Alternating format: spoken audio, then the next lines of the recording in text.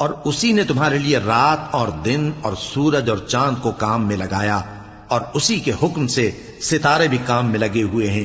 سمجھنے والوں کے لیے اس میں بہت سی نشانیاں ہیں۔ اور جو طرح طرح کے رنگوں کی چیزیں اس نے زمین میں پیدا کی، سب تمہارے زیر فرمان کر دیں۔ نصیحت حاصل کرنے والوں کے لیے اس میں نشانی ہے۔ اور وہی تو ہے جس نے سمندر کو تمہارے اختیار میں کیا تاکہ اس میں سے تازہ گوشت نکال کر کھاؤ، اور اس سے زیور موتی وغیرہ نکالو جسے تم پہنتے ہو۔ اور تم دیکھتے ہو کہ کشتیاں سمندر میں پانی کو پھاڑتی چلی جاتی ہیں، اور اس لیے بھی سمندر کو تمہارے اختیار میں کیا کہ تم اللہ کا فضل معاش حاصل کرو اور تاکہ اس کا شکر کرو۔